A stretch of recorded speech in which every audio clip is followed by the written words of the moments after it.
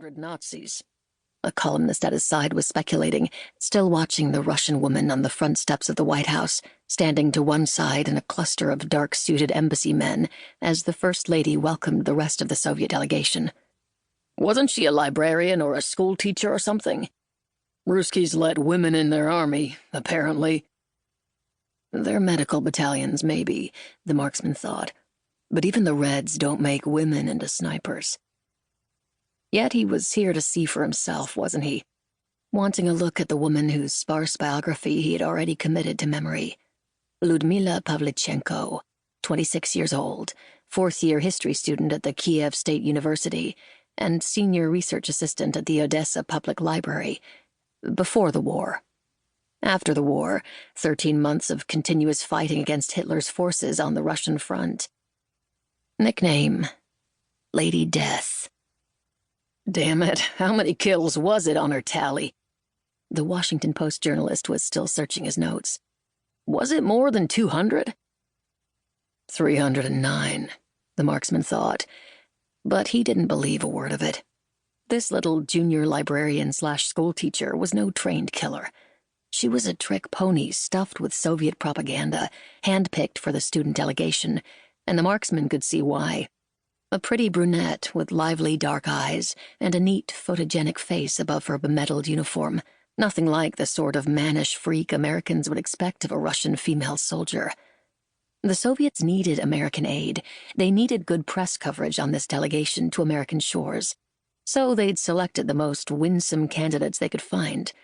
Front and center, this girl sniper who looked so small and appealing beside that tall, bony bitch, Eleanor Roosevelt. Congratulations on your safe arrival in America.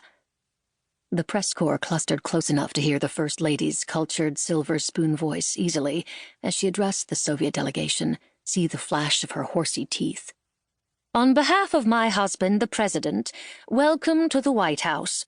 He looks forward to meeting you all at a later time and invites you to spend your first days in America's capital under our roof. You are some of the first Soviet guests to be hosted in the White House, a historic moment in the friendship between our nations. She began ushering the Russians inside, and that was that. It wasn't even 6:30 yet, the skies above the Capitol barely flushed with sunlight as the pack of journalists, photographers, and one lone, innocuous assassin began to disperse. Never thought I'd see the day a Russian sniper got welcomed to the White House, a grizzled columnist grumbled. FDR will rue the day. He won't be alive to do it, the marksman thought, eyes still on Mila Pavlichenko's neat dark head, as she followed the First Lady toward the doors of the White House. In 9 days, the last day of the international conference, President Roosevelt will be dead. I can see the headlines now, the Washington Post reporter muttered, scribbling in his pad. Russian female sniper receives warm White House welcome. The marksman smiled, jingling his pocket full of diamonds again.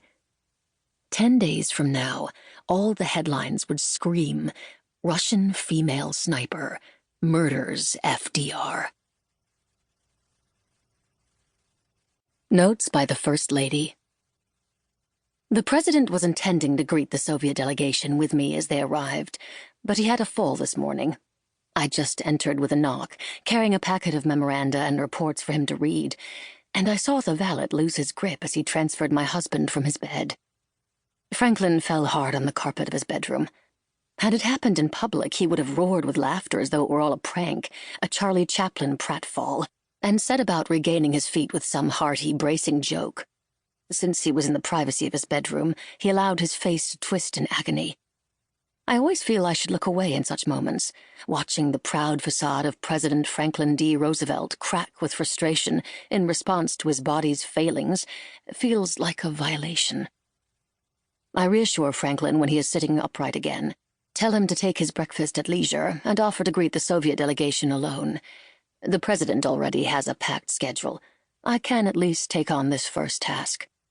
I see the gratitude, even as he makes a joke about his fall. Better in here than out where all the jackals can see. They wouldn't dare cheer, I say lightly, but they'd pray I never got up. 100 Nazis. A columnist at his side was speculating, still watching the Russian woman on the front steps of the White House, standing to one side in a cluster of dark-suited embassy men as the First Lady welcomed the rest of the Soviet delegation. Wasn't she a librarian or a schoolteacher or something? Ruskies let women in their army, apparently. Their medical battalions, maybe, the marksman thought. But even the Reds don't make women into snipers.